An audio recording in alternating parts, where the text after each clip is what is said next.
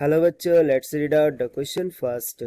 Two particles execute SHM, that means simple harmonic motion of the same amplitude and frequency along close parallel lines. ठीक है, close parallel line से same amplitude and same frequency से दो particle simple harmonic motion execute कर रहे हैं. Now they pass each other moving in opposite direction. वो उनकी डायरेक्शन क्या है, एक दूसरे के अपोजिट है, यानी कि वो मूव हो रहे हैं in opposite direction. Now each time their displacement is half their amplitude. हर दफ़ा उनका जो डिस्प्लेसमेंट होता है वो इनिशियल एम्पलीट्यूड यानी कि जो एक्चुअल एम्पलीट्यूड उसका हाफ है. So what is their phase difference.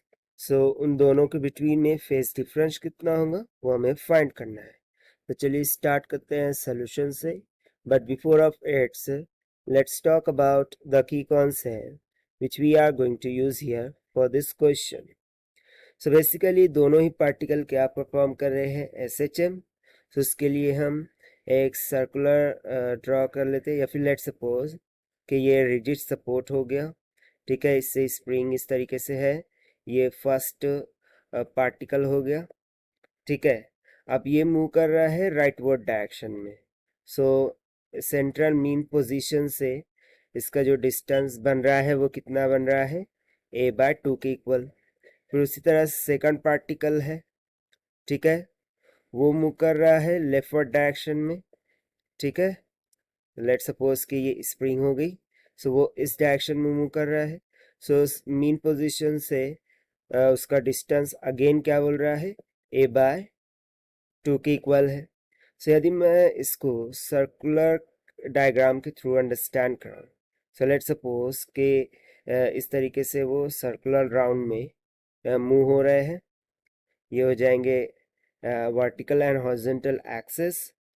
Okay, so first particle basically कहाँ पर होगा, कुछ यहाँ पर होगा. सो लेट सपोज कि इस पॉइंट पर फर्स्ट पार्टिकल है, दैट इज P. सो यहाँ से वर्टिकल जो हॉरिजॉन्टल एक्सिस है वहाँ तक का जो डिस्टेंस होगा, परपेंडिकुलर डिस्टेंस, वो बेसिकली हमें कितना गिवन है, a/2 के इक्वल. सो इस पॉइंट को हम मान लेते हैं कुछ S के इक्वल. राइट, ना इस पॉइंट से मैं यदि ओरिजिन तक का डिस्टेंस देखूं, that is OP.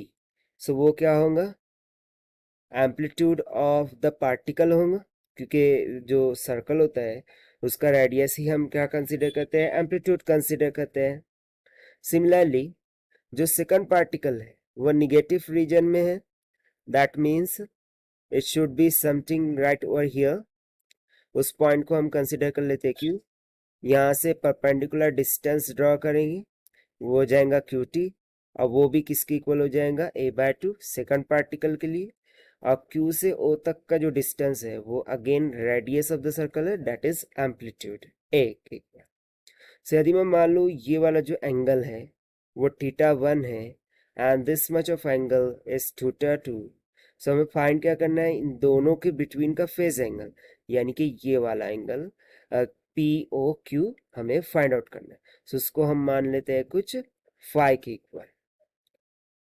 Right, so basically concept हम यहाँ पर क्या लगाएंगे, साइन थीटा का. साइन थीटा क्या होता है, परपेंडिकुलर अपॉन हाइपोटेन्यूस. राइट, तो चलिए स्टार्ट करते हैं फाइनली सोल्यूशन से. तो सबसे पहले तो मैं θ1 कैलकुलेट करता हूँ.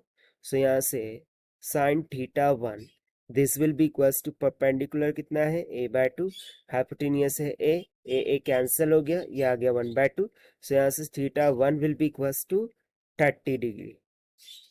Okay, now again same thing I will apply for θ2. that is sin θ2 will be equals to perpendicular है a/2 divided by हाइपोटेन्यूस है a कैंसिल हो गया, ये हो जाएगा 1/2.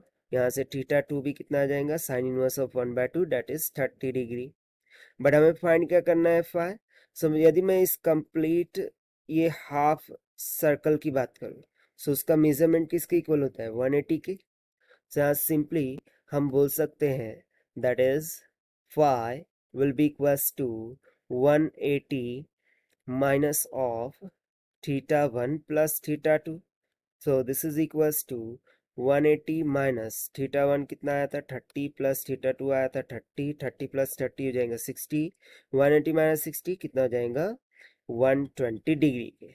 सो सिंपली उन दोनों के बिटवीन का फेज एंगल कितना आ गया 120 डिग्री के, while their frequencies and amplitude are same. ठीक है. सो ये हो गया हमारा फाइनल आंसर जो कि हमने फाइंड किया है by using the simple concept of tangent property यानी कि trigonometric property, that means sin theta equals to perpendicular upon hypotenuse, and concept of particle executing the simple harmonic motion. So this is the required solution. I hope you understood well. Best of luck. Thank you.